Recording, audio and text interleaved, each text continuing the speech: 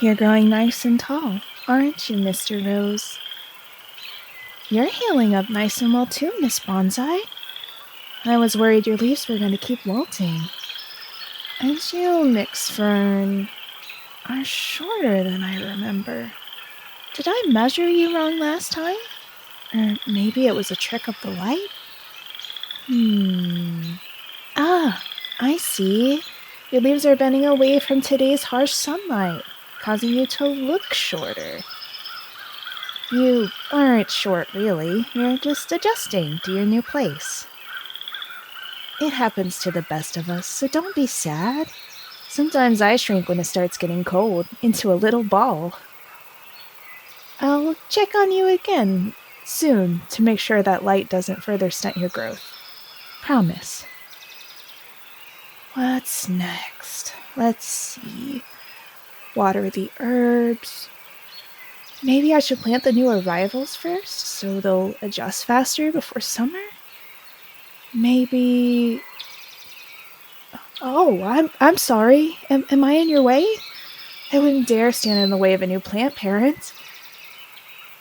No? Okay, good.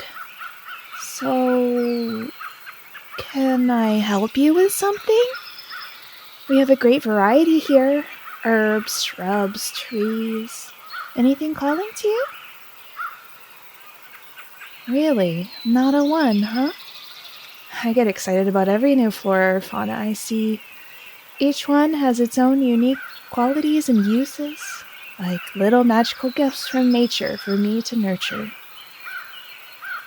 Sorry, I'm sure I'm boring you. My manager tells me I talk too much. I did it? Good. I'm not sure what you came for, but I'm glad you're here. The plants like company, so stay as long as you like. You're very welcome. So, would you like me to leave you in peace with the plants? You won't offend me if you say yes. No? Okay, if you're sure then. If you have any questions, feel free to ask me, even if it's just generic ones. Advice? Well, it's not something I normally do, but as long as I don't have to give out anything too personal, I'm fine with it. I can tell you have a lot on your mind. Here, let's sit. This stained bench has gotten me through quite a lot of hardships, if you can believe it. Take your time. It's time for me to take a break anyway. You're not a bother, don't worry. In fact, I am honored you see me as someone worthy of taking advice from. Most people just say I have my head stuck in the ground so far I can't see where I'm going. But I guess it's always nice to get another person's perspective, huh? To see things you can't see. So, ask me anything. Have I ever had a favorite plant leave? I've been here for quite a long time, and to be honest, I've seen quite a few I've bonded with die or leave more than I'd care to admit. Especially when it's one I've personally worked with and had to let go. It's almost like they can't stand to live without me. Or maybe I can't stand to live without them. But it's happened to me too. I've taken home pretty much every type of plant here at least once. Dozens. And I've lived long enough to see most of them pass in my care. You see, as much care as we put into something or someone, we can't make them stay. It's a concept I've spent hours at night crying and writing in my journal about. Nobody wants something or someone they cherish to be gone from them. But sometimes it's the only way for both of us to heal and be at peace. I've had to give some of my favorite plants away, even if it almost killed me to. But I knew, in the end, they would thrive more somewhere else than with me.